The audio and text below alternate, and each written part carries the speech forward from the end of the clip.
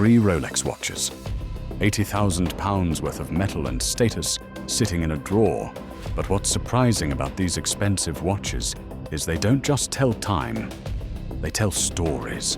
And the story these 3 Rolexes told led straight to a cocaine empire. You see, Keiron Leonard made one fatal mistake. He forgot that when you're living a lie, luxury has a way of exposing the truth. This is the story of how 3 watches became 3 prison sentences.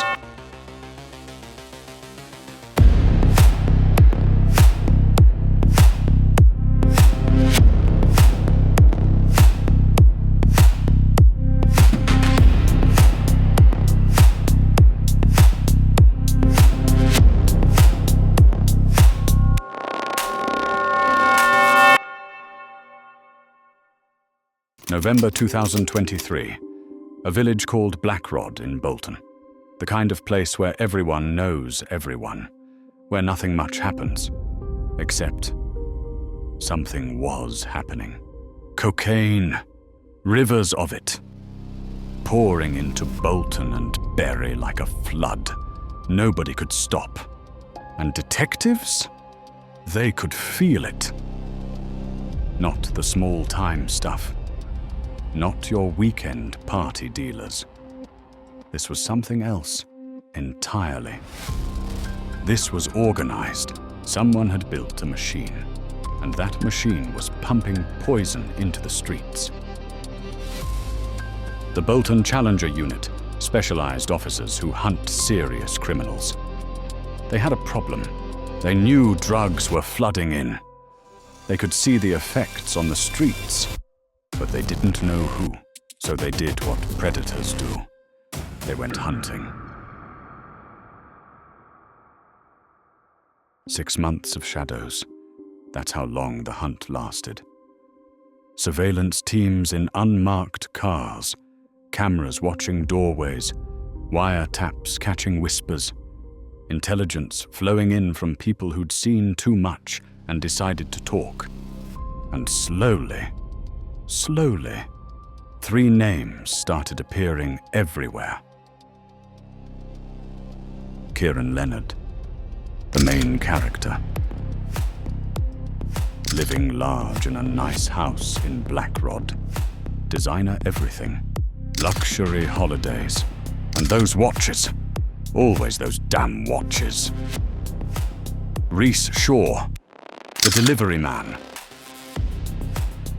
Leonard's right hand and his dirty work specialist. Mark Cosgrave, the chef. Operating out of a normal house on a normal street, doing very abnormal things. Every action was so clean that nobody had a proof against them, not even the police. They needed proof, the kind that would survive a courtroom. So they watched and waited and let the suspects think they were untouchable, because that's when criminals make mistakes.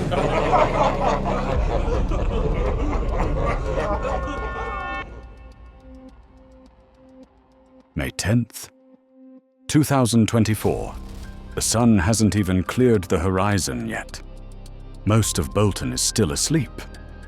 But in police vans, scattered across the city, dozens of officers are strapping on vests, checking radios, going over the plan one last time. This is it! The moment 6 months of work comes down to.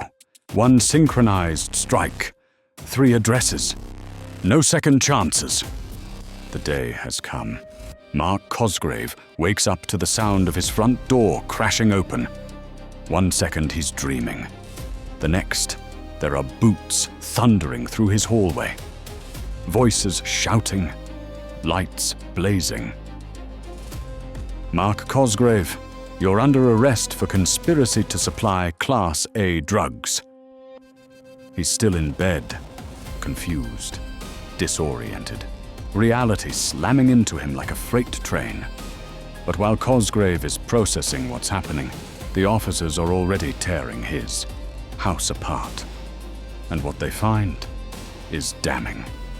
£24,000 worth of cocaine, just sitting there in his house, bags of white powder, adulterants, chemicals used to cut and stretch the product. And then they find it, sitting in the corner like some kind of industrial art piece, a hydraulic press. Now you might be thinking, so what? It's just a press. But let me explain what that machine does. Cocaine comes in as bricks, pure, expensive. Cosgrave's job. Break it down. Cut it with cheap powder to double or triple the volume. But then you've got a problem. It's all loose powder now. Harder to transport. Harder to sell in bulk. That's where the press comes in. You can press that cut cocaine back into solid bricks. Make it look professional again. Ready for the next level of dealers. Cosgrave wasn't just storing drugs. He was manufacturing them. His home was a factory, and his product was feeding an epidemic. Meanwhile, across town, Reese Shaw is having the worst morning of his life. Officers flood his house on Albert Road. They tear through drawers, lift mattresses, check every hiding spot. And they find it. £7,000. Cash. No bank statements. No legitimate source. Just bundles of notes sitting in his home like he's running a personal ATM. Shaw was the middleman, the one who made sure product reached the streets and money flowed back up the chain. That cash in his house? That was just one day's take. One collection. Imagine how much had already passed through his hands. But the biggest fish was still out there. And police were closing in. Keiron Leonard is driving his Volkswagen through Bolton when the world closes in around him. Unmarked cars box him in from every direction. Body cameras capturing. And when they tell him he's under arrest for drug conspiracy, Leonard's face does something interesting. He looks confused. Why though? That's what he says. Genuinely. Like he can't understand why police would possibly be interested in him. The man has been running a cocaine empire for 6 months, moving kilograms, making hundreds of thousands. And he's acting like this is all some big misunderstanding. Maybe that's what happens when you live in your own reality for too long. You start believing your own story. You forget that the rest of the world can see you. The search of Leonard's home is like opening a vault of evidence. 3 Rolex watches, £80,000 worth, designer clothes, receipts for luxury holidays, a lifestyle that screams money. But here's the question police kept asking. Where does a 31-year-old from Bolton get £80,000 for watches? What legitimate job pays that kind of money? There was no legitimate job. There was only cocaine. And those watches? They weren't symbols of success. They were receipts. Evidence. Proof that Leonard was living beyond any legal means. And so the operation ended. May 10th, 2024. Keiron Leonard, the 32-year-old ringleader, arrested behind the wheel of his Volkswagen. Mark Cosgrave, topless in bed at dawn, his home hiding over £24,000 worth of cocaine, adulterants, and a hydraulic press.